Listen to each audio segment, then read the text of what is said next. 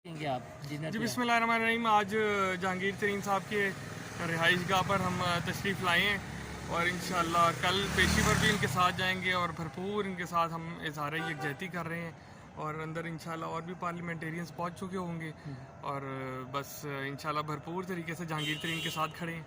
कोई तरीन साहब मुखालिफ ग्रुप को सरप्राइज़ देंगे कल?